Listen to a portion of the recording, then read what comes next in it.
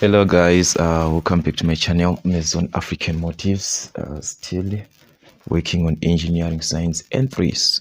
So in this platform actually we just want to see how this question paper was all about, which was written in June 2022 for engineering science entry, for netted the X paper actually that we wrote, and so it was actually 3 hours. We know guys, the instructions, everything that you'll be given, the degree of accuracy to 3 decimal places, then all calculations should consist of at least the following stages: the formula guys, okay, or the manipulation thereof, something like that, then the substitution of given data in the formula, and also the answer with the correct SI unit. So please guys, make sure that you just do this, and also the drawings must be given in a clear way, okay. That's it. And also the value of G, we are given that our G should be 9.8, and steam tables must be supplied. So the steam tables must be given in exam. I don't know if you were not given, but according to that you were supposed to be given. Anyways, let us just quickly rush through the questions guys and see what we had. So if you're new guys, you can quickly watch some of the videos that we had, but this is just a revision of what we had from engineering science and 3. Okay, the first part on 1.1 is to define the term acceleration. Okay, I think that was a something which was clear. We know that acceleration is simply the rate of change of what? Of velocity. That one is simply clear guys, and this is measured actually in meters per square second there. Meters per square second. Someone can write this as this. That's acceleration. So that one was just a definition actually. Then we are given that a truck with a mass of 5 tons is accelerated uniformly from 6 meters to 15 meters per second. That's 6 meters per second to 15 meters per second over a distance of 600 meters up an incline. Take note, it's an incline that we are given, and it's an incline of 1 in 4. All right, that's an incline of 1 in 4. The resistance against the motion is 300. So you can just maybe take the information so that it can be easier for us to understand what's happening here. Remember, this is actually an incline that we are having, which means we've got something like this, and there is a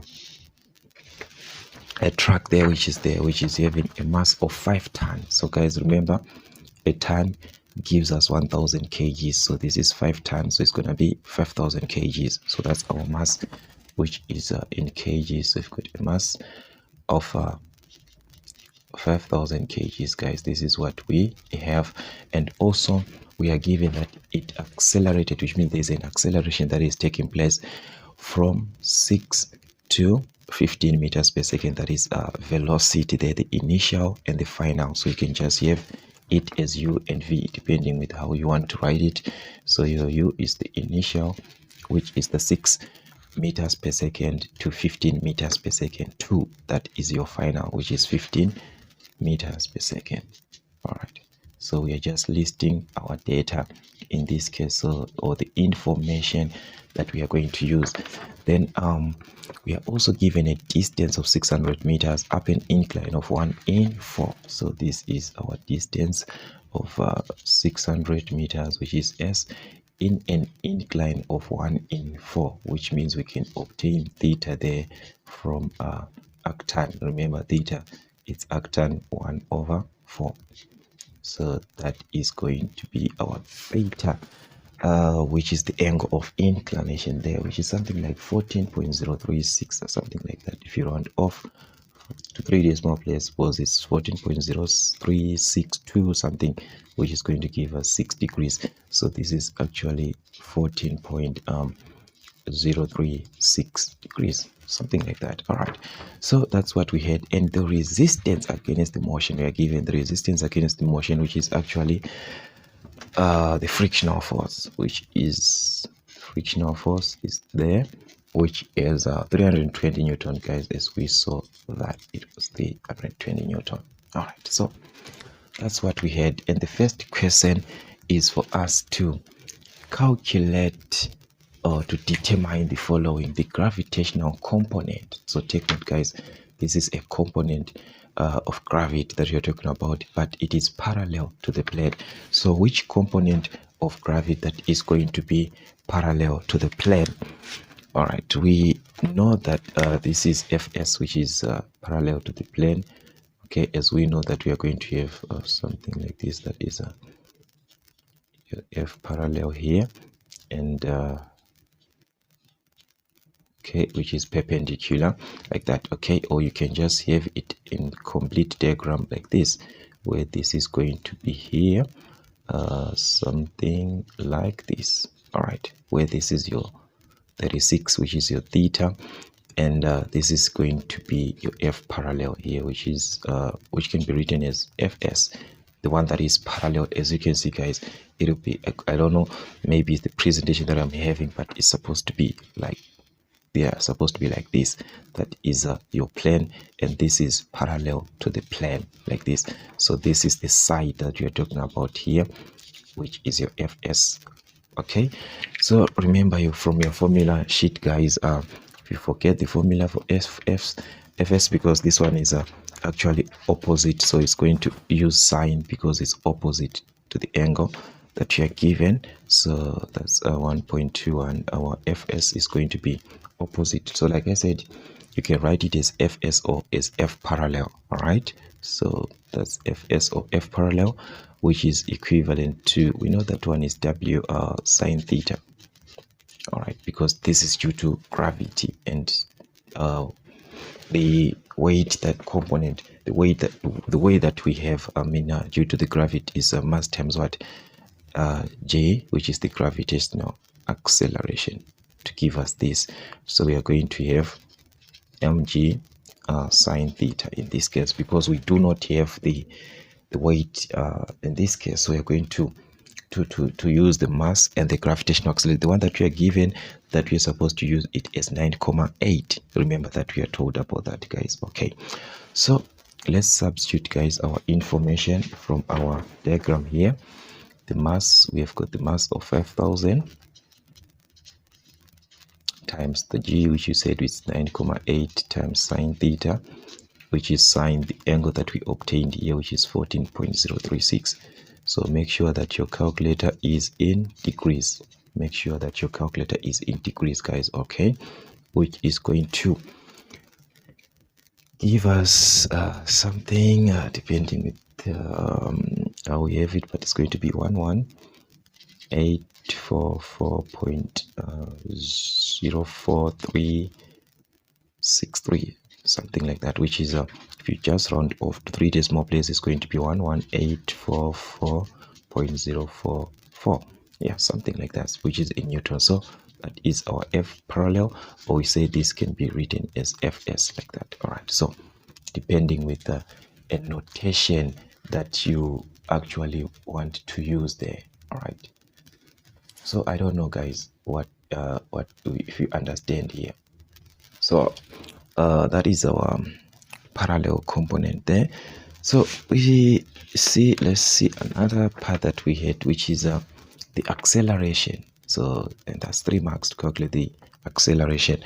So where can we have the acceleration? Remember, guys, we are also given the information which is of linear motion here, where we are given the initial velocity, the final velocity, the displacement in this case.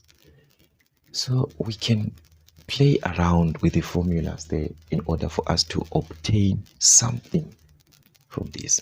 All right, so which formulas are we going to have from our formula sheet that is going to help us to actually find the value of what, of the acceleration? So let me just show you what you have on your formula sheet. So many formulas that you have actually here. We are given 2as, which is equivalent to v squared minus u squared. We are also given this one, but as you can see, we do not have the time.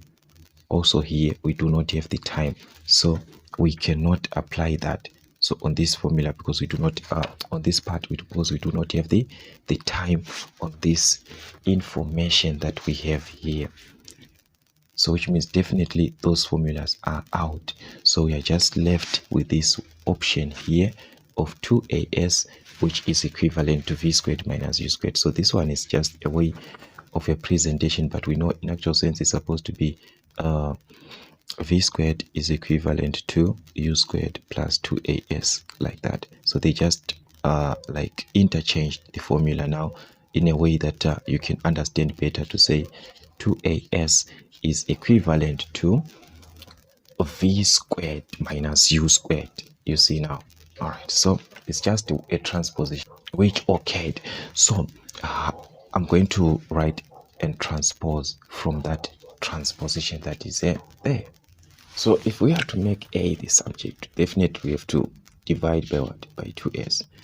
All right, 2s there, which means we can have our a, which is equivalent to v squared minus u squared over 2s, which is now just a matter of substitution, because we have got these values. Value of v is there, which is 15. We substitute 15 minus 6 squared, so it's going to be 15 squared minus 6 squared over 2 times s, which is the displacement that we are given for 600 meters. So this is actually 600. So that's what we had. And if we are to apply from our calculator properly, this is going to give us 0.1575, and we said acceleration is measured in meters per square second, or someone can write it like this. It's still one and the same thing. So that is what you have for acceleration. Okay, then with this part now, the other question is now asking us to calculate or to determine the unbalanced force that is from this part. So we know that the unbalanced force is actually the one that we shall have after everything, and it's just going to be equivalent to ma in this case. So we're just going to have our mass, which is we are given our mass. Remember, our mass was 5,000, guys, so it's going to be 5,000 times the acceleration, the one that we just calculated now, which is this one.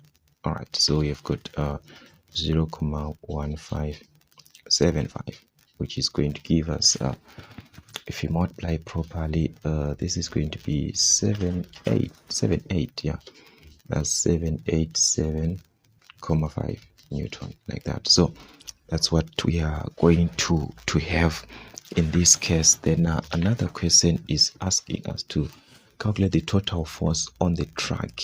So what is going to be the total force on the track? So remember, we have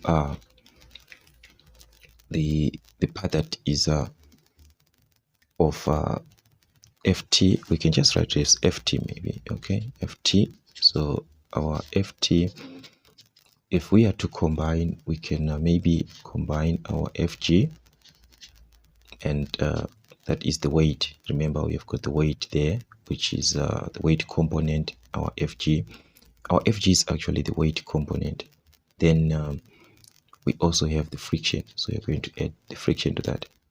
So our fg, which is going to be, we calculated this because that was our parallel component actually. So we are going to have this, and also we have got the fb, the one that we calculated, which is equivalent to ma. All right, so all these will be having them. Okay, so if we add properly, this is gonna be 18. We calculated this value now, I don't know, but it gave us something like 184.0444 again. Yeah, that was plus 320. So this is gonna give us 12164.044, like that, which is in Newton. Okay, all right, so you just cross check, guys, if everything is corresponding there. All right, just cross check if everything is corresponding. Then on 1.3 we are given a flat belt as a speed. We are given the speed of the flat belt, which is 12 meters per second actually. Then the tension in the tight side. All right, so let's just take our information. So we've got the velocity there, that's 1.3. We've got the velocity of 12 meters per second, and also you're given that the tension on the tight side, remember the tight side, that's your T1. Okay, so we've got T1, which is 640 Newton.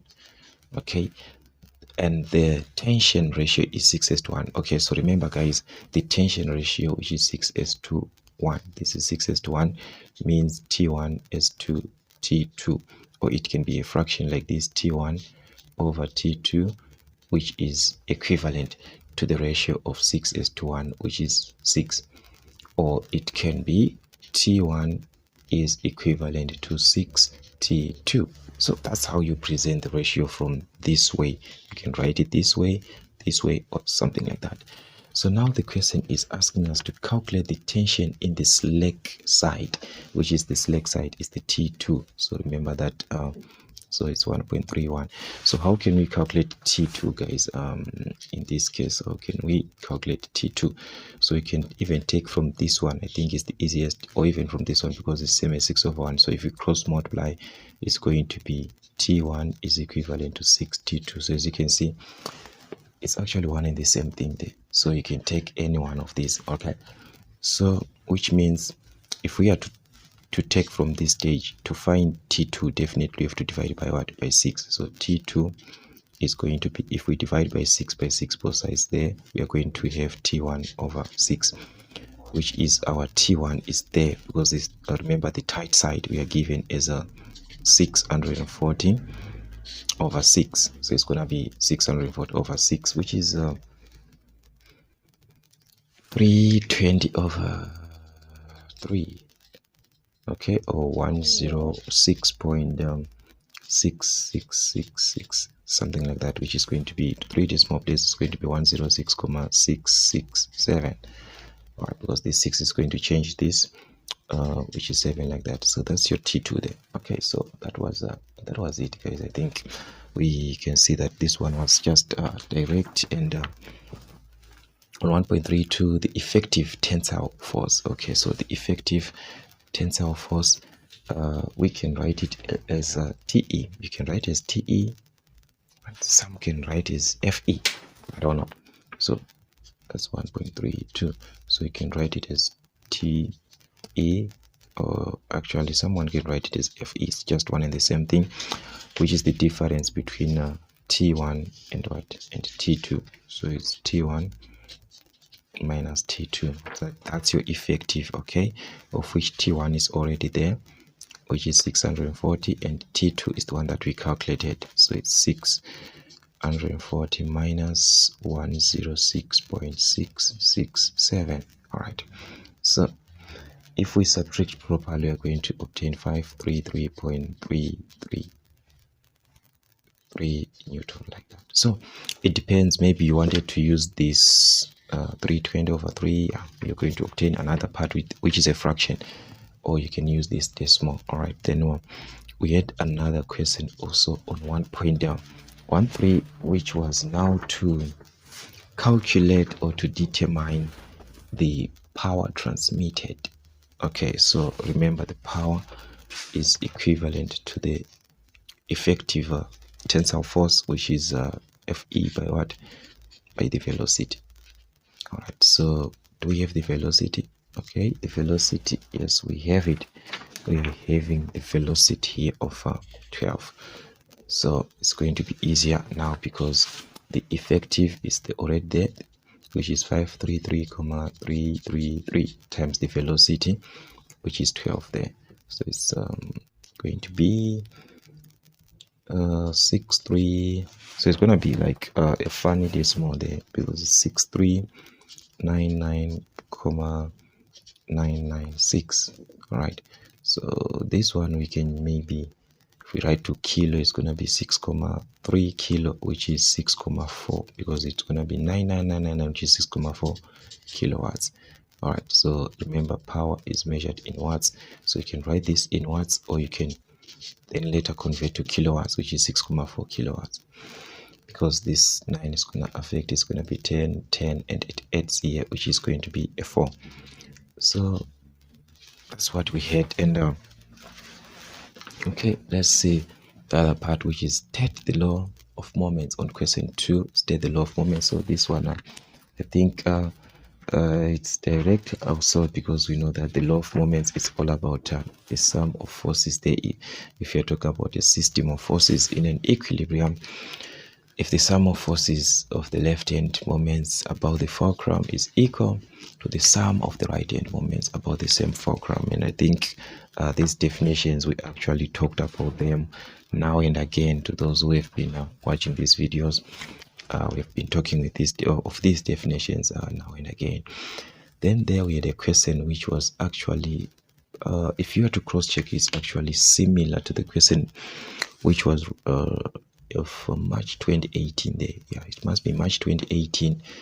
It's actually similar to this March or July, but it must be March. So guys, as you see, it's best for you to work with previous question papers, because this was actually one of the same type of a question. Actually, okay, let's see. We are given a light horizontal beam. In this case, we've given A, B, C, D, E, and F. With uniform cross-section loaded as shown. All right, then what is the question now about this light horizontal beam? We are given to calculate the reactions at the supports, then and test your answer using Newton's third law. So which means to calculate these reactions at the supports, we have to take on each support, then we test our answers after that, and that is 5 marks. So actually, okay, that's it. Let's see how we are going to work it. So in this case, guys, I'm going to start by taking moments about B, this one. But I want you to see that we have got a lot of things that are happening here. Remember, this is a there's a distributed here of 12 kilonewton in between 3 for between A and B. There is also 2 in between B and C. So this is going to be distributed in between these 2 points. So I want you to take note, guys, because I want to take moments about what? About B. So this 12 kilonewton is going to be distributed. It's going to be separated in 2 conditions. A condition of this one of A to B, and a condition of B to C, because there is a support here in between. So it is going to be changed into 2. So this is it, guys. Okay, and here, since we are taking moments about B, here we are just going to distribute, we are just going to put it in between at once, because we won't be considering this part E. But for this one, we have to separate into 2. Remember, we are taking moments about B. All right, so this is it in simpler terms, guys, what I'm trying to say. All right, this is what I actually did here. Since we are taking moments about B, this is what was important on B here, because on B we had remember, on B we had 12 kilonewton per meter. So we are going to have in between A and B, which is 12 times 3. So 12 times 3, which is 36. Okay, then in between B and C we have 2 meters, so it's 12 times 2, which is 24. Okay, so that's what you're going to do on B. Then on E, since we are taking moments about B, on E it is not going to affect here. It's not going to affect. That's why I had to put this in between the load in between D and what and F, because at this moment E is not playing any role. Okay, so it is going to be distributed for this distance of 4 plus 3, which is 7. So 7 divided by 2, which is going to give us 3,5. So that is why we have 3,5 and 3,5. But the force here is going to be the force which was remember it was 6 kilonewton per meter. That one, it was 6 kilonewton per meter in between like this. So we are going to multiply 6 times the distance in between from D to F, and the distance is 4 plus 3, and 4 plus 3 is 7, the one that we obtained. Now we multiply with 6, which is going to give us 42 kilonewton, which is this one. But now given in between the distance of 7, which is 3,5 and 3,5. But here it's different because you are taking moments about B. So you want to know the directions. What happened, is this clockwise or it's anti-clockwise? So that is why you have to separate this. So this is supposed to be like this actually. Okay, so remember this one was between 3 meters. That's why we now have 1,5. If we divide by 2, 1,5, 1,5. This was between 2 meters. If we divide by 2, you're going to have 1 meter, 1 meter. But the force is going to be 12 times 2, 12 times 3, which is 36. Okay, so now it's easier for us, guys. Okay, so like we said, we are taking moments about what? About B. Okay, about B. So we shall have a different diagram for moments about E, but this one is about B.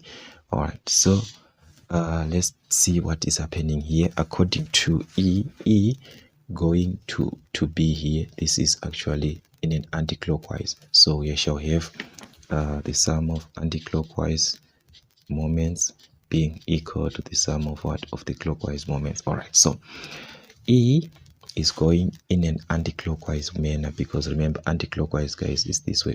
We are opposing the clock, then this is clockwise. All right, so E is going to move this way, which is in between a distance of 4 plus 3, which is 7, plus 2, which is 9. So it's E times 9. Remember, force times distance, so it's E times 9. Do we have anything that is still on the anti-clockwise? Okay, let's cross check, guys. This is our B here. All right, according to B here, this one is going to move this way, which is clockwise, clockwise, clockwise, clockwise.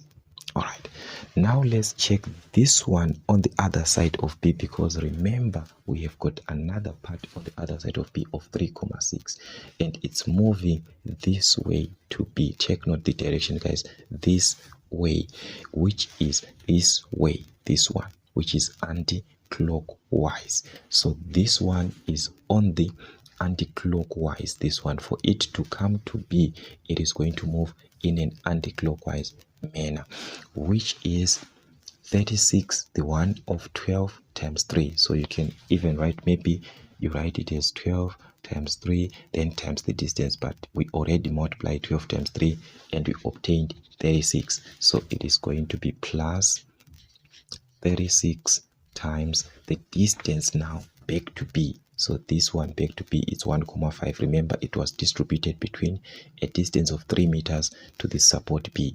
So it's now 1,5. All right. So this is now 1,5 like this. Guys, take note.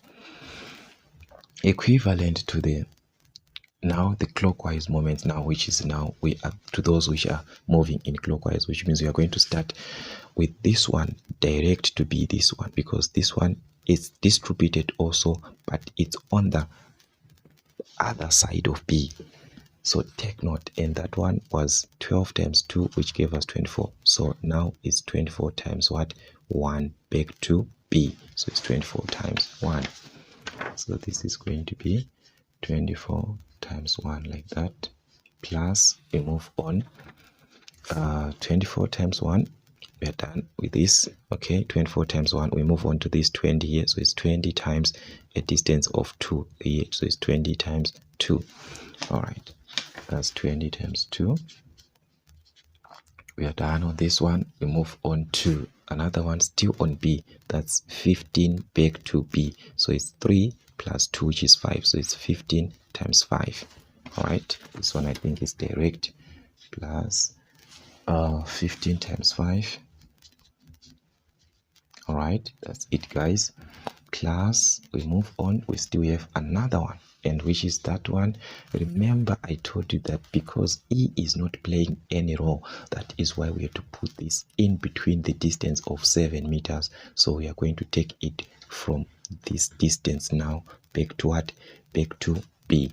So remember, we have got here 2 plus 3, then which is 5, then 5 plus 3,5, which is 8,5. Guys, take note, don't mind this distance of 5. I drew it in another way. It was supposed to be maybe here, then this one was supposed to be a little bit here. So take note, guys, this is a little bit like this. The 4 is there, so it's going to be 2 plus 3, okay, which is 5, then 5 plus 3,5, which is this distance here, so which is going to give us 8,5. So 5 plus 3,5, which is 8,5. Then you are multiplying by what? By 40, the one that was taken in between a distance of 7 meters. Okay, so that's why it gave us 42. So that's 42 times 8,5. I think I explained how we obtained this 42, guys, if you are with me. All right, so now this is going to give us 9e here, plus this is going to give us 54. So as you can see, guys, once the diagram, you understand it like this in your mind, it is going, so this is not like you're supposed to redraw like this. No, this is supposed to be in your mind. You must visualize this in your mind. Okay, that's it. All right, so this is going to give us a total here of 496. Okay, if we add everything together. Okay, so just transpose this to this side. It's going to be a negative 54 there, which is 9e is equivalent to 496 minus 54. That's 442. Then we can divide by 9 both sides. So our e is going to be if we divide, it's going to be 49,1111111, something like that. Okay, so this is going to be 49,111. Those were kilo newtons, so our E is going to be in kilonewtons also, this support E. All right, so we have our E, but now we can't like use to say upward force is equivalent to downward force so that we can calculate the one for B. No, because they want us to test our answers at the end, so we have to move on and do another part of moment, but now on E, not on B. About E, I mean, so we have to put this aside. Okay, so let's just put this aside and move on. So this diagram, I did it like understanding the basics of B. So now it is not going to be valid because what we did here, it was because we are not focusing on E. So now since we are focusing on it, it is going to be different. So we are now going to take, moments about what? About E, and like I said, it is going to be a little bit different now, because now about E, we are focusing on E this time. All right, we are focusing on E. So which means we want to know what is on the right side of E, what is on the left side of E. We need to know that. So this 6 now, this time, is the one that is going to be separated in between 3 meters. So we are going to separate it in between these 3 meters. So we are going to have something like this in between 3 meters here, which is going to be separated between 1,5 and 1,5. Then another between these 4 meters, which is going to be 2 meters and 2 meters. So which means in between 3 meters is going to be 6 times 3, which is 18. Then this is going to be 6 times 4, which is 24. So that is what is going to happen here. But here we are no longer focusing on B. So this 12 kilonewton now is taken in between the whole of 5 meters, which is 3 plus 2. So it is now separated in between 5 meters like this, because E is no longer part of our answer. I mean, B is no longer part of our answer. So this 12 kilonewton is going to be multiplied in between 5 meters from A to C. So it's going to be 12 times 5, which is something like what, like 60 there. So that is what you're going to have. So it means, guys, your diagram now is going to look like this. All right, your diagram is definitely going to look like this. All right, this is it, guys, when you take moments about E. Remember, I said this time on B we are no longer focusing on B, so this one is just going to be taken in between the whole of 5 meters, which is 3 plus 2. That is why we have 12. It was 12 actually times 5, which gave us 60, between 2,5 and 2,5. But on E here we are going to separate it in between, because we want to know what is on the right and what is on the left of E, because we are taking moments. Take note about E. That is why we have to focus on E that much. All right, so once your diagram is like this, or once you visualize this in your mind, once you can visualize this in your mind, then you're able to take your answers.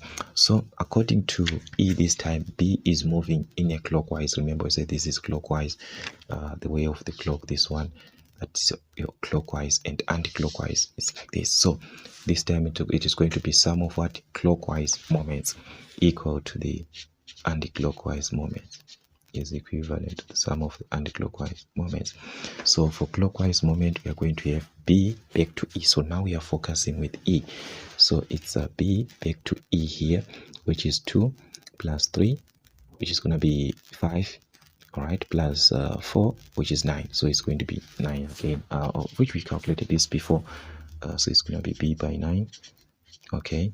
Do we still have another on the clockwise? Take note, guys, we want the which move this way. That is the way of the clock, this way. That is the one that we want. So where do we have that? Okay, let's consider this, guys, because we are taking moments about what, about E here. You'll see that if you close this like, okay, let me put it this way. If you close it like this, guys, all right, like this, you are going to see that these ones, they are moving in an anti-clockwise, anti-clockwise, anti-clockwise, because they are moving like this. That is anti-clockwise. But there is this force of 18, which is the one that we said it was 6 times 3, which gave us 18. Remember, here it was 6. So there is a 6 which is on the right side, and this is moving this way from this part. Guys, take note, the direction is this way, like this. So this way, guys, that is actually going in clockwise. So it is going to maintain the same part with B. So that is also clockwise, this one. So it's 18 times 1,5. All right, so guys, take note. So this is gonna be plus 18 times 1,5. All right, like that, which is equivalent. We no longer have anything in the clockwise. We are now moving to the anti-clockwise, and all these forces, they are in the anti-clockwise. So we are going to start with the immediate one, which is close to E, which is this one, because remember that distributed load, this one, is going to be separated in between. So this one we are focusing with this now of what, of 4 here, which is now 2. Okay, so it's now 6 times 4, which gave us 24, but now we are coming back to E. So it's 24 times what, times 2 back to E. There's a distance of 2 meters here, so it's 24 times 2. All right, I hope we are together there. 24 times 2, like this. Okay, then we move on to another one of 15. So back to E here. In a anti-clockwise manner, it's going to be 15 times 4. There's a distance of 4 now from 15 to E. There's a distance of 4. So it's 15 times 4. 4 times distance. 15 times 4. All right, we move on to another one. We have 15 times 4 here, which is this one. Then we move on to 20 back to E. So it's going to be 3, 4 here. So it's 3, 4, which is 7. So it's 20 times 7. All right, so that's 20 times 7. All right, I don't know how I managed to write this, but let me put 20 times 7 like this. All right, do we still have another? Yes, we still have from E. So take note, we said because B is no longer valid here. That is why we are taking this in between 5 meters. So that is why we divided as 2,5 and 2,5. And this 60 is because it's 12 times the distance of 5 meters. Remember, I explained that. So it is going to be 60 times the distance of, so it's going to be plus 60 times, what is the distance back to E here? So we want back to E. So remember, we said 4 plus 3, that is 7. So we are going to add, because this is where our 7 is ending here. So it's now 7. Take note, this is where we are, 2,5.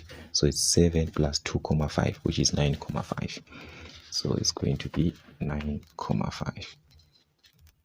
Like that. All right, so that's what we had, guys. So you can now combine everything, whatever. So like I said, you have to visualize that in your mind, or you can maybe redraw, but because of time, guys, I don't know what was best, but that's it. That's what you're supposed to do in 3 hours. Okay, so this is gonna be 9b plus if you combine this, is going to be 27 is equivalent. If you combine everything there, we're going to obtain 818.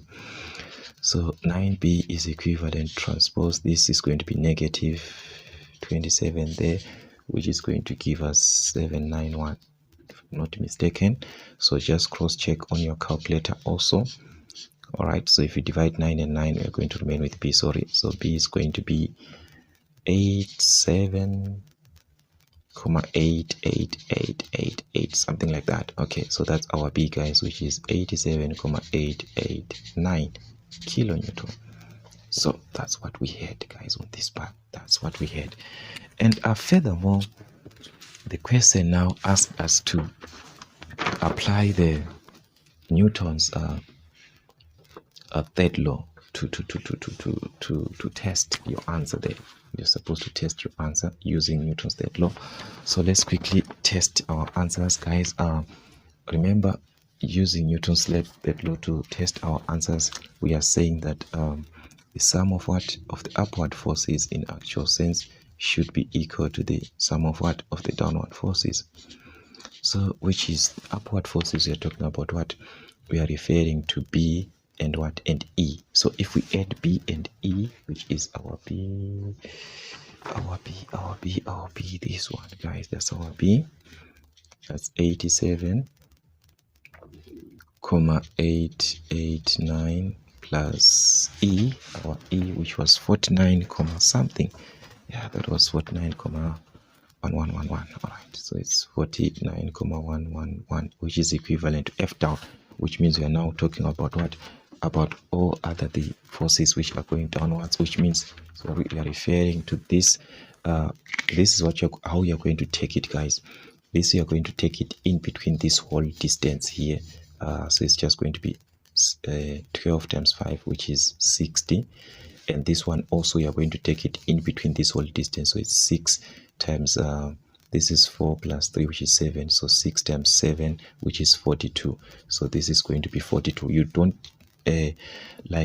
divide, because like divide into 2, like to say this piece and this piece, no, or just take it like that. Or you can divide into this, that bit and that bit and that bit, then you add, but it's gonna be a waste of time. Just take it like that. Okay, so that's gonna be 42, 60, 20, 15. Okay, that's what we have. So we're going to have 60 here for 12 times 5. So it's gonna be 60 plus 20 here, all right, plus 15 here. So it's going to be 15. So this one we said we obtained it from 12 times 5. Okay, 12 times 5. Then plus this 42, which you obtained from 6 times 7. This we obtained from 6 times 7, which is going to be 42. All right, so this, if we add, is going to give us 137 kilonewton, which is, at this one is going to give us 137 also. So that means our answers, guys, are actually correct, because there is no way these two can balance. There is no way these two can actually balance. They will actually not balance if you do any other way. But anyways, that's what we had, guys. So it means it's actually balanced something there, but that's what we had. Okay, so we are going to see another question actually, the one that we had. Where is that paper where we are now asked here to draw a shear force diagram using a suitable scale, show all the main values on the diagram. So there we are asked now to draw the shear force diagram. All right, so this is what you're going to do, guys. We are going to have this. So for the shear force diagram, let's just put it this way, guys. All right, I don't know if the space is gonna be fine, but maybe if we are to use something different, or maybe we can just use a marker. I don't know if it is going to be clear, but I'll just try to make it clear, guys. All right, so we had, remember the first thing, guys, we are starting at 0 there at A. So that's where we are starting at this point. So we just indicate our point here at 0 there, which is 0 kilonewton. Then what happened is, or what is happening is that if you are to cross check here, there is a distributed between 3 meters. So it's going to be 12 times 3, which is 36. So it's going downwards. Remember, it is distributed like this up to minus 36. All right, kilonewton. So this is going down up to negative 36. So maybe, I don't know, guys, I don't know actually if it is going to be clear, because I'm using a marker here and the diagram is going to be big. But anyways, let's try.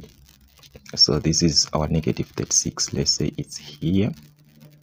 All right, then after that, we are directly going up. If you are to see it properly, after this distributed, we are now having a support at B. So we are going up. So we're going to add B, which is, our B was 87. Remember, our B was 87,889. So this is actually, this diagram is similar to the one that I wanted to correct. Most of you, if you still remember the February paper, that I was supposed to correct the diagram. So this is what you're supposed to do there, because the distributed was a throughout. So when it is throughout, you distribute it here, you go up, then you distribute it here. Okay, so if you go up, you're going to add this to minus 36. So if you add to minus 36, it is going to give you 51,899. So you're going up. This one is actually going up direct to 51. Maybe it's here, we don't know, maybe somewhere there. Guys, I hope it's going to be clear. Anyways, that's what we are going to have. So it's going to be at 51,899. 889 kilonewton. So this is where, this is where it is going to reach after you distribute again, because it's now between B and C, between B and C now.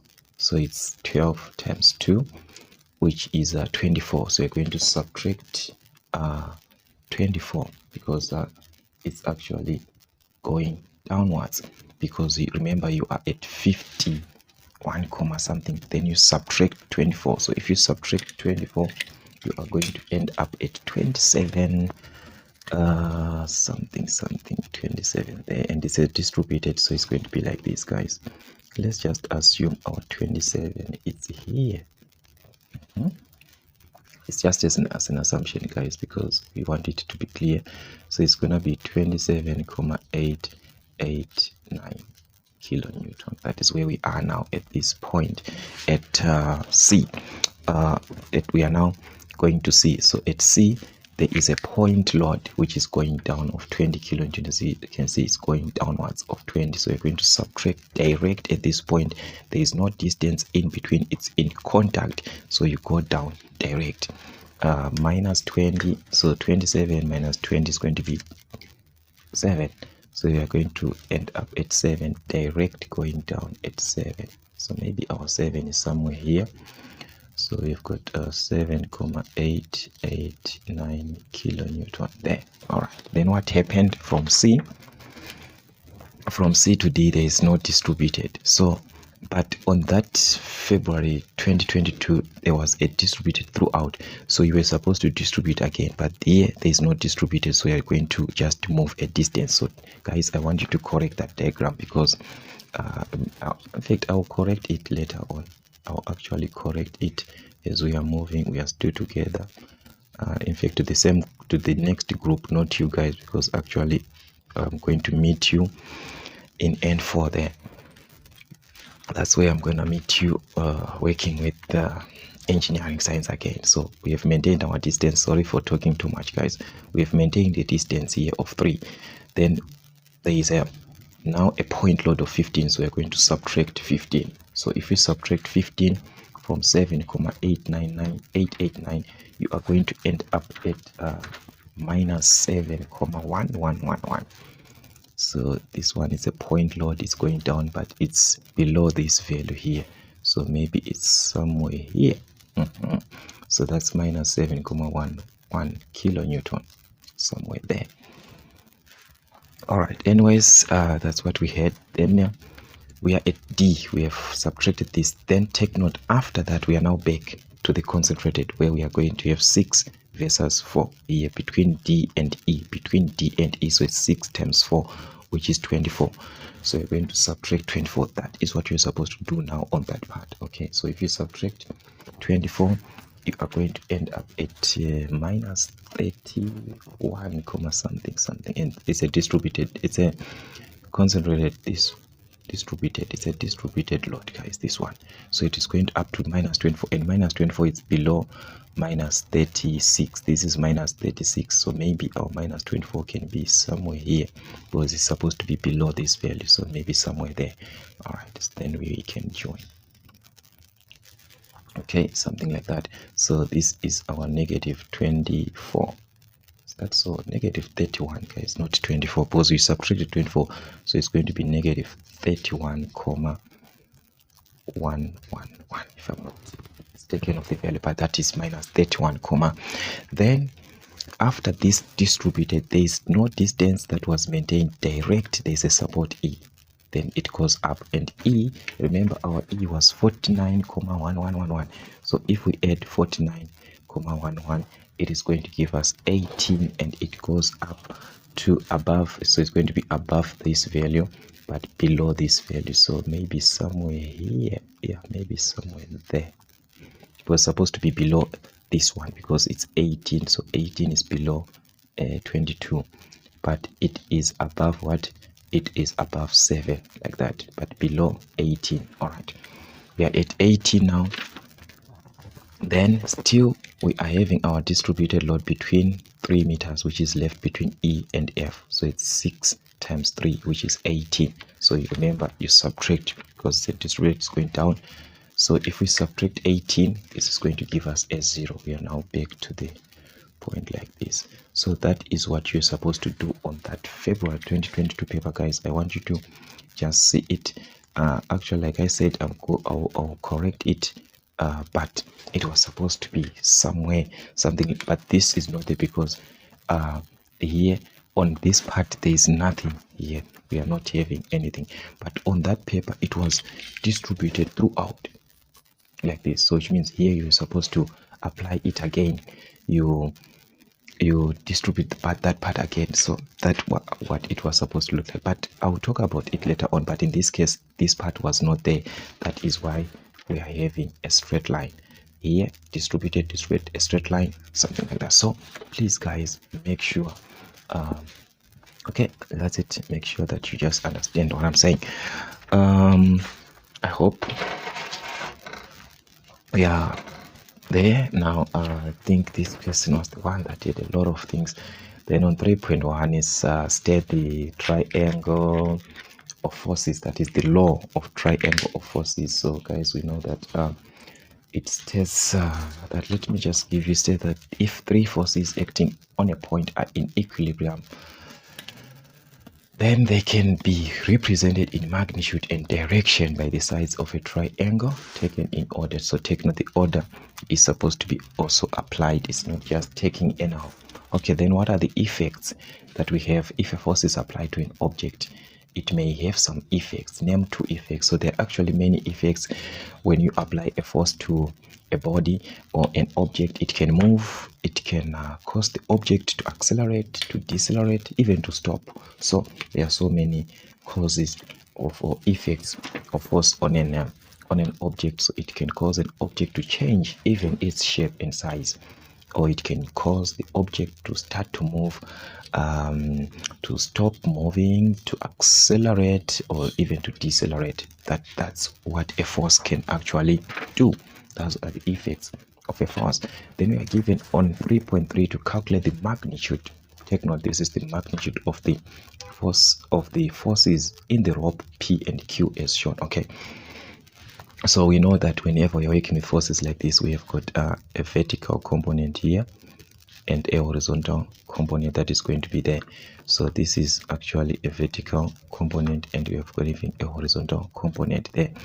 So we are going to take advantage of forces to say that this is 3.3. So you're going to take advantage. We know that upward forces, the sum of upward forces must be equal to the downward forces because this is in equilibrium. All right, so we are going to take advantage of this part first. So upward forces, which means we are talking of upward and downward forces. Actually, we are talking of what? Of vertical components. So these are actually vertical components that we are talking about. Vertical components, which means the one that is going up. In this case, we are having this because it's on the up, on the like this. This is like, so it's the one that is up, this one, the one that you want with the vertical component of this angle 45. So it's going to be P sine, remember vertical component guys is going to be P sine theta, and this is going to be P cos theta. So you've got P sine theta, which is 45. So P sine 45 degrees should be equal to the one that is going down, the one that is pointing downwards, which is this one of minus 250. So it's going to be 250 because you are calculating for P, so you're not going to work it like a negative because you're saying they are equal. So you're going to neglect the negative thing. All right. This one is not part of any vertical. It's a direct horizontal Q. So there's nothing that has to do with Q unless if you use it, you're going to use it as Q sine 0. All right, which is going to give you a 0 there. So there's nothing there. So this is our equation 1, of which from this equation, as you can see, we only have one unknown, so which means we can calculate the value of P by just dividing by sine 45 by sine 45 both sides. So this is going to cancel, and your P is going to be 250 over sine 45, which is going to give you something like 353,553 again 90 something like that, which is to 3 decimal places is going to be 353,553. so this is 3 guys, and this is in Newton because this was in Newton, so definitely this is in Newton.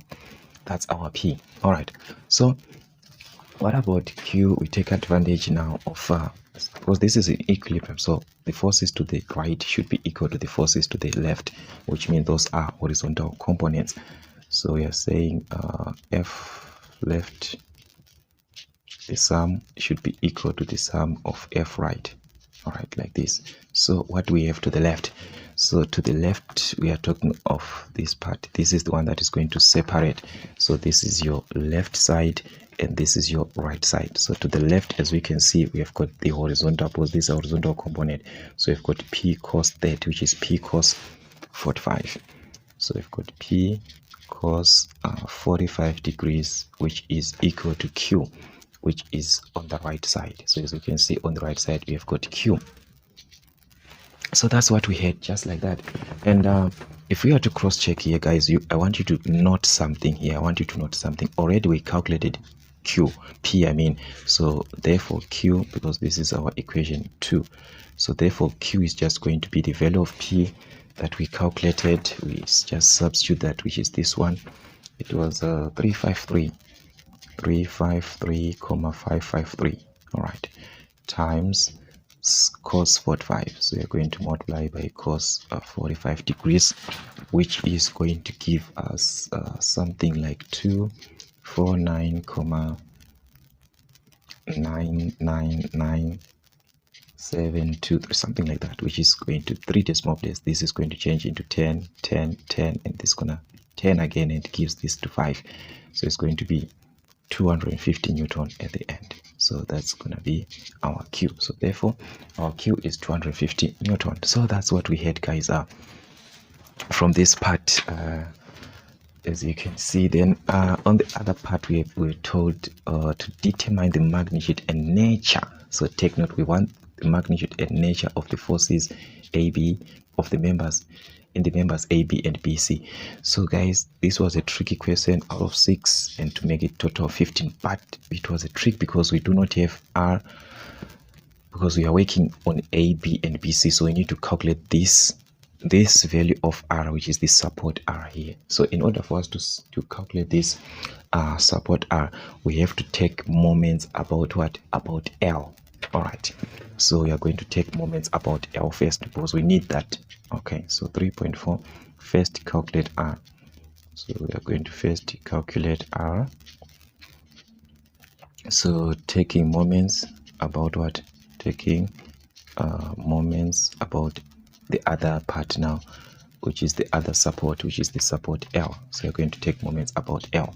All right, so if we take moments about L, that means R going to L. This is actually a clockwise movement that is taking place. So it's going to be the sum of the clockwise moment equal to the sum of the anti-clockwise moments there, which is R to L. There's a distance of 4 and 4 here, so it's R times 8. 4 plus 4, which is 8, so it's 8R, which is equal to, take note guys, this 2 kilonewton is going to be like this, direct to this point. So it's going to be, and also 3 is going to be like this. So which means these are from, if we take moments about L, these ones, they are moving in an anti-clockwise direction. So it's going to be 3 times a distance of 4. So we're going to start with 3. So it's 3 times 4 back to L. So it's 3 times 4 plus another one, which is back to L here. It's going to be 2 times, there's a distance. This one is it's a equilateral triangle. This is 66, so they are equal. So which means this is going to divide into 2. So if it was 4, this one is going to be 2, and this one is going to be 2. So it is going to be 2 plus 4, which is 6. So it's 2 times 6. All right, so that's 8R here is equivalent to, you combine everything, which is 3 times, guys, sorry, this one is 3 times 2 back to L, because this is dividing, sorry guys for that, because this is gonna be 4, it's from this to this, so this is 2 here and this is 2 here. All right, so this is gonna be 3 times 2. I hope someone saw that and was amazed to say what's happening here. So it's 6 plus 12, which is 18. So 8R is 18 divided by 8. By 8, our R is going to be 2,25. That's 2,25 kilonewton. All right, so that's our R, the one that we want to use here. This one, which is a 2,25 kilonewton. So how are we going to use this R now to calculate AB and BC? Remember these ones, guys, I told you before that for you to calculate AB,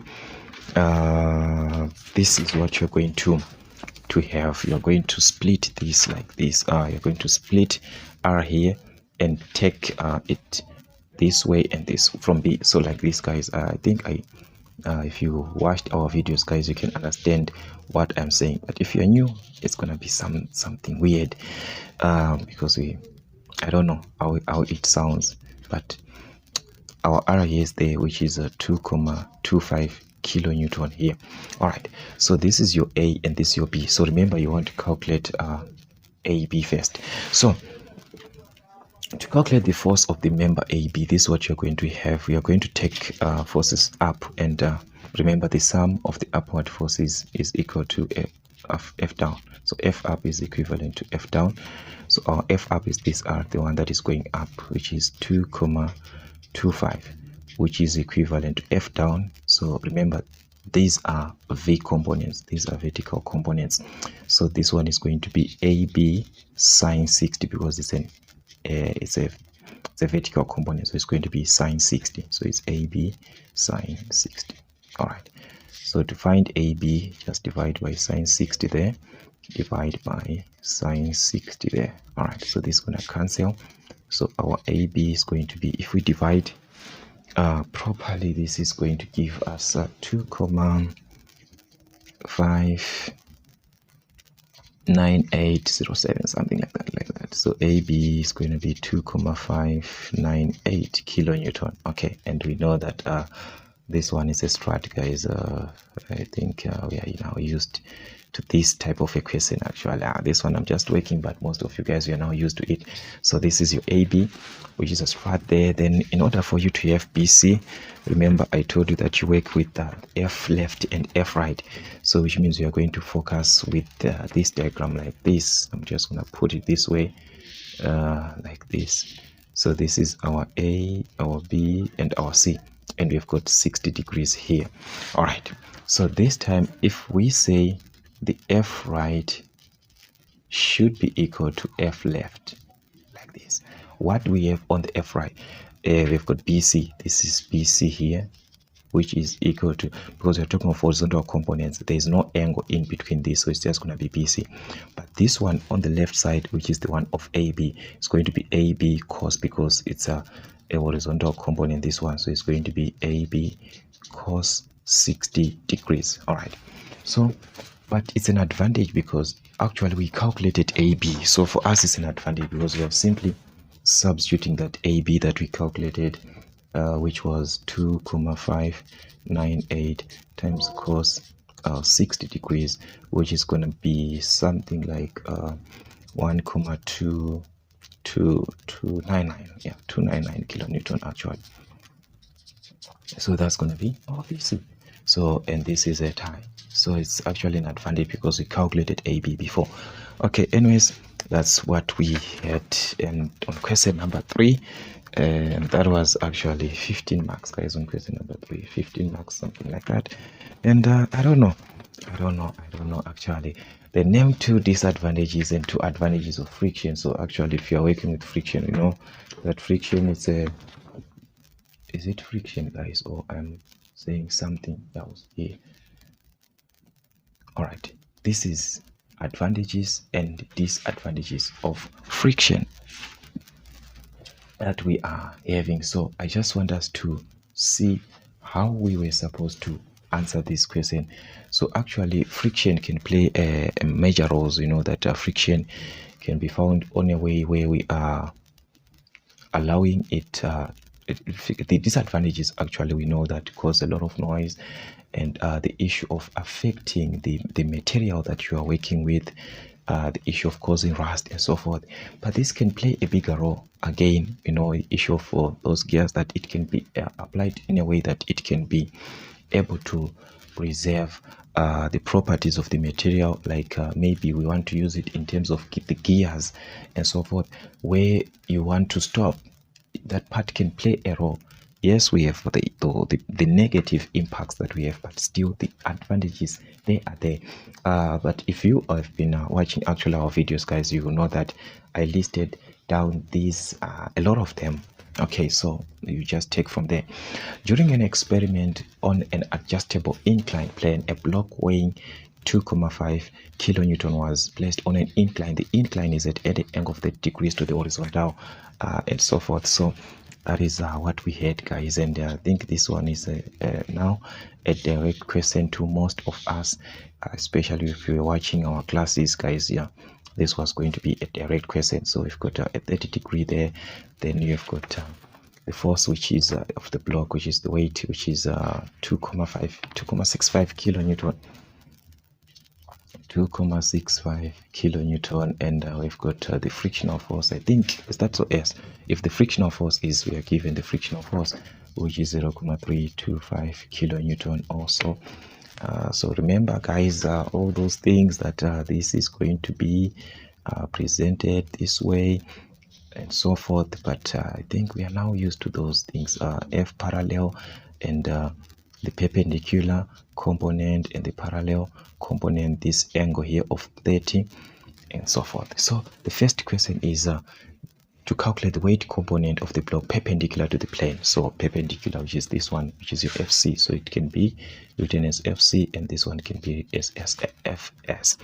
So I don't know which letter do you prefer to use, or which presentation do you prefer to use. If you use it as FC, then it's going to be W cos theta, and we know that W is the weight, and already the weight is there, which is 2.65 kilonewton. So it's going to be 2.65 kilonewton cos angle, the angle of inclination, which is there, of 30 degrees. So you're given the angle of 30. So this one also pretty direct, guys. So it's a matter of substituting the values, and this is going to be to round off properly, 2.295 kilonewton. Okay, if I'm not mistaken on my calculator there. Then now 4.22, which is the weight component parallel now to the plane, which is our FS. So this is your FS, which is W sine theta. So it's just a repetition, guys. 2.65 times sine theta, which is our theta is 30 degrees, and this is gonna give us 1.325 kilonewton. Remember, this was in kilonewton. All right, then the smallest force required to pull the block downwards along the, take note, this is F down. So FD or F down, I don't know how you're going to write it. You're going to write it as FD, or you're going to write it as F down, like this. All right, still it's one and the same thing. So this is going to be equal to the frictional force minus the parallel component, which is here our FS, or F parallel. So remember, the frictional force is there. We are not having it here, but we were given. Where did I write it? Where did I? Okay, here. So it's 0.325, something like that. So it's 0.325 minus our FS, which is the parallel component. We calculated it before, which is 1.325. So it's 1.325 kilonewton, and this is gonna give us -1 kilonewton. All right, so that's our F down, which is -1 kilonewton. And another part is to calculate the power if the block moves at a constant speed of 12 meters per second. What is going to be the power? So you know that power is force times velocity, but which force are we talking about? That's the frictional force. So power, the frictional force times the velocity, and the frictional force is this one that we used here, 0.325 times the velocity, the one that we are given. It is a velocity of what? 12 meters per second, and power is measured in watts, but this is in kilonewton. Remember, these are kilonewton, so it's going to be kilowatts. Okay, so it's going to be 3.9 kilowatts. If you decide to use this in watts, it's going to be times 1000, which is 325 times 12, which is going to give us 39,000. Yeah, it's going to be 39,000 watts. So depends with your conversions there and so forth. Okay, number 5, we're asked to explain the heat value of a fuel, and we know that it is the quantity of heat that is being given off when 1 kg of a substance is completely burnt or combustible at a normal temperature and pressure. So when it is burnt, or that is complete combustion that is taking place, that's where we're talking about this. Then a rivet with a length of 600 millimeters at 400 degrees is used to join 2 heavy plates. So you're joining, like pressing, so the distance is gonna be like decrease because you're compressing like this. Okay, so that's the idea of a rivet. So it's actually the original length that you are given of 600 millimeters, 60 millimeters, and the temperature, which is the initial temperature of there, which is T1, is 400 degrees. Then definitely it was allowed to cool to 30 degrees Celsius. So that's our T2, which is 30 degrees Celsius. Then the linear, which is the coefficient of linear expansion, we are given is 11 times 10 to the power minus 6. Remember, 11 times 10 to the power minus 6 per degree Celsius. And the question is, calculate the distance and the total length that these plates will be pulled closer, because remember I told you you're pressing them together like this. So definitely the distance is going to decrease. So remember, the change in length is going to be original length times the linear coefficient of expansion times the change in what, in temperature, which is actually T2 minus T1. So that's gonna be a decrease, which is 60 millimeters times 11 times 10 to the power minus 6 times the change in T, which is T2 minus T1. That's 30 minus 400, like that. So this is gonna give us a negative, yeah, that's negative 0.22, not 22 but 2442, and this is in millimeters. So you can round off, but guys, this you can just use it like that. So definitely we know that the final, now this is the change that we had here. Now we want the final length, which is going to be the original one plus or minus the change in what, in length. So the original is the 60. Remember, we're given 60, so it's going to be 60 plus or minus, which is going to be minus 0.2442, and this will give us 59.777558. This is actually millimeters, so you can round off to 3 decimal places, it's going to be 0.6. But on a condition like this, guys, sometimes when you round off, the degree of accuracy is not specified, like the number is not exact, but this one is just an exact value, so you can just maybe leave it like that. There's no effect there. The temperature of a square copper plate, okay, this is a square copper plate, which means we are having something like this. Let's just have a diagram of a square. Remember, a square, all sides are equal, so that's our square, which is having 400 millimeters. So this is 400 millimeters. Remember, the sides of a square, they are equal, so the moment I change this side, I'm also changing this side, and we are given it increases from 25 to 85, that is the temperature. So it's from to from, that is your initial, to that is your final. So that is your T1, which is from 25 to, that is your T2, which is 85 degrees Celsius there. Then the linear coefficient, just like what we had. So guys, this is just a repetition of the same question that we had before on top there. So this is 16.7 times 10 to the power minus 6. You see, it's just a repetition what happened, but just that you're now working with a square copper whatever that whatever. Then we are given to calculate the following: the increase in temperature, which is, we know that the increase in temperature, because this one increased, the previous one it decreased, but this one it increased. But anyways, whether it's increasing or it's decreasing, we know that it's from the change in temperature, which is T2 minus T1, which is our T2 85 minus T1, which is 25. So subtracting properly these two, you're going to obtain 60 degrees. So that's our actually change in temperature, or the increase in temperature. So there's an increase of 60 degrees Celsius from 25 to 85. We increased by 60. Then we want to calculate the dimensions of the sides of the after temperature increases, which means we want the final length there, which is the final length is going to be original plus the change in length. So which means we need the change in length first, which is said it's original length times the linear coefficient of expansion times the change in temperature. So the original length is just one because it's a square, the sides are the same, so you just take 1. So this is going to be 400 times the linear coefficient of expansion we are given is 16.7 times 10 to the power minus 6. 16.7 times 10 to the power minus 6 times the change in temperature, which we calculated here, and obtained 60, or you can just write 85 minus 25 or 60. So this is going to be 60 there. So if you multiply, combine everything properly, you're going to obtain something like 0.4008, which is in millimeters. So you can round off, which is going to be 1, but guys, this is just direct, just leave it like that. So now the final length is going to be the original length plus the change in length, which is the original length, which is 400 millimeters. Remember, it's a square, all the sides are equal, plus 0.4008. So it's going to be 400.008 millimeters. Okay, so I think that's it.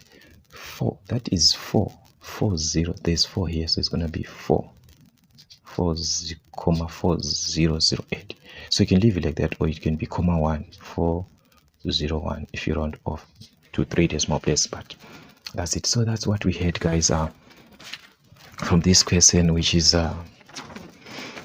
direct like that. Then on question 5, it was just a direct question because we are given to name the enthalpy symbols that you are given. TS, which is the saturated, HF, which is the liquid enthalpy. Then that one is for dry steam, and we have got evaporation. So that's what we had, guys. So these are the enthalpies that we had direct, guys, from our diagram. I think we talked about this from another question paper, if you still remember, where we had to name them again. Okay, anyways, on question 6, which is on hydraulics, they were given that 5 students, namely, were given the names of the students, were given the assignment to find the pressure at the bottom of a dam at 5,4 meters, which means we are given the height or the distance in between, which is 5,4 meters in this case. Okay, so the first question is if they completely filled with water, then mercury. Okay, so they want to find the pressure when it is filled with what? With water. So we know that pressure, guys, is actually equivalent to the density times the gravitational acceleration times the height, which is rho gh. So it's density, gravitational acceleration times the height. So the density of water now is the one that we are supposed to take here, because we are given that the density of water is 1000 kgs per cubic meter, which is 1000 times 9,8 times the height of 5,4. So all you just needed there was your calculator to multiply properly, which is 52920 pascals. This is pressure measured in pascals, or you can write it as a 52 which is 920 kilopascals if you want, or you can just leave it like what it was here. So that's what we had. And now we are moving when it is having mercury, and we're given the density of mercury, which means we are going to simply substitute from the same formula, but now we are having a different density of 13,600. So the pressure is going to be 13,600, the density of mercury times 9,8 times the height. The height does not change because it's the same dam that they took their height of 5,4. So this one is not going to change.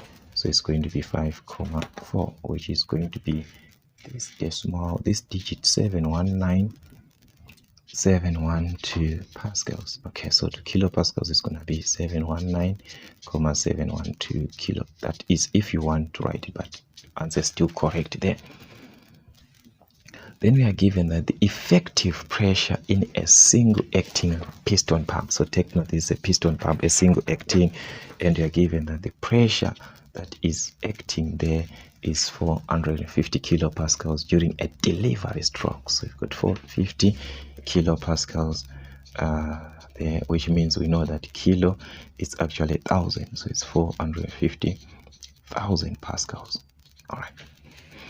So the piston diameter of the pump is 150 millimeters. So you're given the piston diameter, which is 150 millimeters, of which you need to convert to meters, divide by 1000, which is going to be 0,15 meters. And we are also given its stroke length, which is 1,5, which is the height. The stroke length is the height, which is 2,5 centimeters. But to meters, remember, centimeters, we divide by 100, which is going to be 0,025 meters. Is that so? 0,025, exactly. 0,025 if we divide properly there. Then the question is calculate the volume of the water in, these are called cubic decimeter. This one is cubic decimeter. Cubic decimeter, like that, which is times 10 to the power minus 3. That's cubic decimeter. So anyways, let us just calculate the volume, then we'll see that one later on about this and that. So you know that the volume is actually the area times what height. So that's 6.21. We know that the volume is equivalent to area times the height, of which we know that area is pi d squared over 4, then times the height, which is the piston length, which is pi times the diameter, remember in meters, 0,15 squared over 4 times the height, which is 0,025. All right, so if we do that properly, guys, we are going to obtain this from your calculator, 4,17864, whatever that you have, but it's gonna be 4, if you round off 4, let us just take this way, 4,41786, whatever that you have there, times 10 to the power minus 4. All right, these are actually in cubic meters, but we need this in decimeter, which is 10 to the power minus 3. So we just move 1 comma to the left, so it's gonna be 0,442. This is gonna change to 2, so it's gonna be 442 times 10 to the power minus 3 cubic meters. So we said this times 10 to the power minus 3 means deci, so it's going to be 0,442 d cubic meters, like that. That is now in cubic decimeter. All right, so that's what we have. And also want to calculate the work done. Okay, the work done during the delivery stroke in joule. So this is supposed to be measured in joules, the work done. Remember, work done is actually the pressure times velocity. So this pretty clear, that is 6.22. So work done is working pressure times the volume. That's the volume, guys. Okay, so the pressure in pascals, remember in pascals is 450,000. So it's gonna be 450,000 pascals times the volume. Instead of you using this T, whatever that you don't understand, come back here to where you understand here, where you obtain 4, whatever times 10 to the power minus 4. So you're going to take it as 4,41, and this is gonna be 8. Yeah, 4,418, something like that. 4,418 times 10 to the power minus 4. That's the one that you understand. So take that value because it's the same volume. It's only that here we have different presentation, but it's the same volume. So you multiply properly, guys, from my calculator, and this is gonna be 198,81. So that is in what? In joules now. So this is now in joules. So that's what we had: pressure times volume. You have your work done. So that's what you had. And another part that we actually had, let's see the part so that we can see how they were asking these questions, guys. It's very, very important for you to understand how they ask questions properly. All right, so the other part, which was to finish up the part of question 6, was in a submersible and is an underwater at depth. We are given 75 meters. The captain is concerned about the effect that the pressure will have on the hull. So you're given the depth, which is actually the height. All right, so that's 6.3, which is actually the height there of 75 meters. And what we have here, we are given that calculate the gauge pressure, the absolute pressure that is exerted on the hull. If take the atmospheric pressure to be, we are given the atmospheric pressure, and the density of water, we are given also another value. All right, so we are given the atmospheric pressure. So I'm just going to put it this way: atmospheric pressure, which is 101.3 kilopascals, and we are also given the density of water as 103. Remember, last time we used this 1000, but this time they gave us another value, so use the one that you are given. Do not fight against that. So the first question is to calculate the gauge pressure, and we know that gauge pressure is the one that is directly linked to the formula, that is our P gauge, which is density times gravity times height, which is the density of water, that's 1030 times 9,8 times the height of the hull, which is 75. All right, so that's gonna be something like 757,050 pascals, but you have to write in kilopascals. As you can see, other pressures were given in kilopascals, so it's gonna be just three digits, 1, 2, 3. So it's going to be 757,050, which is just 05 there, kilopascals, because this 0 is after the comma, is no effect. So this is our gauge pressure. All right, so that is our P gauge. All right, then we have also to calculate the absolute pressure. So the absolute pressure is going to be the sum of the two. Remember that, guys. P absolute is the sum of the gauge pressure to the atmospheric pressure. All right, so gauge pressure is the one that we calculated. Make sure it's in kilo, because this atmospheric pressure is in kilopascals. Okay, so use the one in kilo, 75,05 plus this one, the atmospheric pressure in kilo, which is 101. So make sure this is in same units. So if you add, it's gonna be 858,35. Oh, I'm saying make sure as if it's something that is supposed to be written, of which it was already, it's already written. So I hope you used kilo there. I hope you used kilo, guys. Okay, anyways, that's what we had there. So, and that was to make 12 marks. Yes, that was just 12 marks for that. And okay, I think it was, I don't know, just see what you obtained. Then on question 7, which is on electricity, we are given to study the figure above and calculate the following: the equivalent resistance of the second and the current in the second. So guys, this was something else. Here, guys, I want us to just study something. This is an internal resistance here, but here these are in series, this one. So just connect these to 8 plus 2, which is 10 ohms. So as you can see, these are now in what? In parallel. Okay, so 8 and 10 will be in parallel because we have added this. So these are in parallel and this is in series. So let's just end here for now. So I want us to end here for now. So I'm going to take this series and this parallel component. Okay, so so I'm going to take this series. So we said the first part we just added 8 and 2, which gave us 10. Okay, so now I'm going to take the series component plus the parallel resistance. So this is the series resistance and the parallel. So let's see. So we've got 6, and remember, in parallel it's product over sum, guys. In parallel it's product over sum, but you are now using, remember, these are the ones which are in parallel. With this one, you're not focusing with it for now. You're focusing with these two, 8 and 10, the ones which are in parallel, this one and this one, because you added these two. So it's 8 and what? 8 and 10. So it's going to be product over sum, which is 8 by 10 over 8 plus 10. And this will give us something like, let's see, guys, if we do it properly. See, it's going to be 10,444, something like that, 10,444 ohms, something like that. But this is not our total. Remember, we said we are at this point now, so we are now here. So we obtained a total of these ones.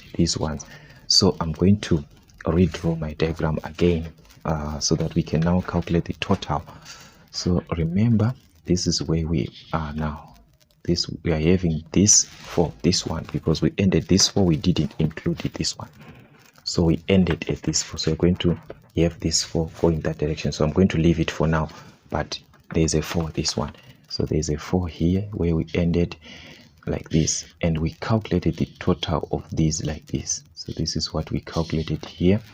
These total, these ones, those are the ones that we are calculating, and the ones which gave us 10,4444.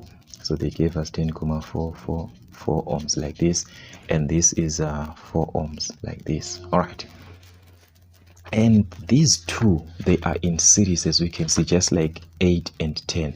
So these two, they are in series, these ones. Okay, so we have a series and we have got a parallel. As we can see, we have got a series that is going to happen here on this side. So there's a series. I'm not going to put it. I want you to visualize what is going to happen. So there's a series component and this parallel component. So therefore your total resistance now can be found because you are going to add the series plus the parallel component of this part, which is the series part. In series, we are talking about these ones which are after these 4 here. These are the ones which are in series, these 3, and this internal resistance, this one of 0,44, whatever that we have. So it's going to be 0,442 plus 3, which is in series together. Then 4 is the one, this one, that is in parallel with that total. so it's gonna be plus parallel, it's product over sum, so it's 4 times 10,444 over 4 plus 10,444, like this. So take note, guys, that is what you're supposed to get there. And if you do this properly, you're going to obtain a total here, which is 6,33427, something like that. And you round off to 3 decimal places, it's going to be 334 ohms. So this is total resistance 334. So depending with your degree of accuracy, maybe you round it off at another stage, it can be 5 commas, but somewhere there in that range. All right, then the current in the circuit. So we want the current to definitely, the total current is the total resistance, or the total voltage over the total resistance there. So we need the total current, which is going to be total voltage over the total resistance, of which from the source here we have got the total voltage from the source here of 1224. So that is 24 volts over the total resistance, the one that we just calculated now, and gave us 6,334. This one's just the one that you're going to use. All right, something like that, guys. And this is going to be 3,7. It's going to be 3,77890. So it's going to be 789, because that zero cannot change anything. So that's our total current, something like that. All right, so that's how you actually work out these, guys. And you just need to try by all means to understand what's happening there. On 7.2, we are given that an electric bulb is marked 220 volts, 66 watts, and so forth. So you've got the voltage marking of 220 volts, the power, that one is power rating, actually 66 watts. An ammeter in a circuit shows that the bulb uses current of 0.34 time. Okay, so we've got current of 0.3 amps, and for that particular time it was for 0.64 hours. So the question is to calculate the electrical energy consumption that was used. So what is going to be the energy consumption which was actually used? And it's just 2 marks, guys. And we know that power is actually equivalent to the energy times divided by time. So power is energy actually over time. So we want this energy, so you can cross multiply, because it's going to be PT is E. So E is equivalent to PT, but this time is supposed to be in seconds.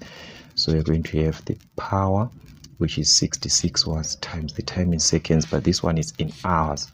So remember, in seconds, 1 hour is equivalent to 3,600 seconds. So you're going to multiply 0.64 to 3,600 seconds there, which is going to be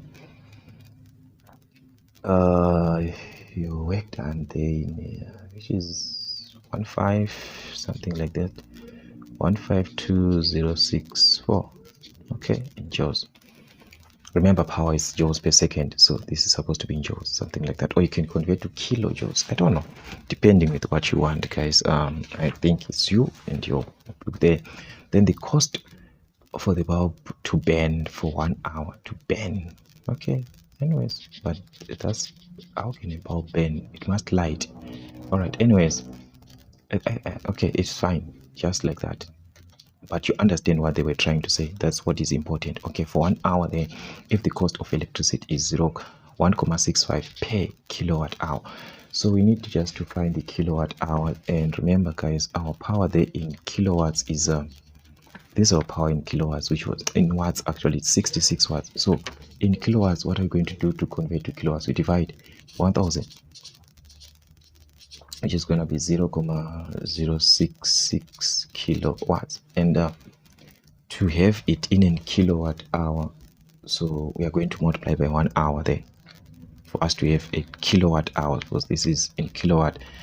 So it's going to be 0.066 by an hour there, by the time that is being charged in an hour, which is 165. So which is going to be 165. All right, so this will give us something like 0.1 0.089, something like that. And this is money, guys, in rand, which is going to be 0.11. All right, so that is the amount there. So you just cross check, guys, if there is anything that I made a mistake there. Okay, so that we can put it into consideration, which is actually 11 cents. Yeah, something like 11 cents like that. Determine the power rating of a heater if it releases. You are given the energy. This is the energy, megajoules of energy in 30 minutes, 5 seconds. Remember, power, we said it's energy over time. So, but that time should be in seconds, guys. Remember, that time should be in seconds. So, power is our energy over time, and the energy is mega, which is 2, mega is times 10 to the power 6 actually. So, it's going to be 2,9 times 10 to the power 6 over the time in seconds. So 30 minutes in seconds is going to be 30 times 60. It's now in seconds. Then we add 5 seconds. Yes, that's 30 times 60. Okay, in seconds. Then we add these 5 seconds like that. So that's what we have. It's going to be 1,000 and 1,805. So it's going to be 1,805 in seconds. So these are joules and these are seconds, so that it's going to be joules per second. So that's what you're going to have, and this is going to give us 61606,648, which is in joules per second. But we know that joules per second represent what? Watts. So this is going to be watts, the power. All right, so I don't know, just like that. So that's what you see, guys, and you just put it that way. Then on 8.1, you're asked there to define an alloy.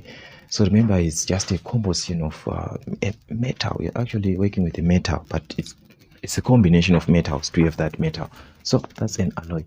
It's a metal made by combining 2 or more metallic elements, especially to give a higher strength or resistance to corrosion. That one is actually, I think those definitions, you know them. Name 2 divisions of elements in the periodic table. So of the periodic table there, we have got a lot. We've got 3 metals, non-metals, semiconductors. Is that so? Yeah, that's what we have on the divisions. The metals, very sorry for that, guys, I don't know what happened there, but that's what you had. Divisions, the metals, non-metals, and the semiconductors. Then 3 precautions against corrosion. How can you avoid corrosion? So many ways, but I just have these 3 which are most important in engineering, by painting, applying oil or grease, then electroplating with galvanized iron there. So I don't know what you think, guys, about this question paper.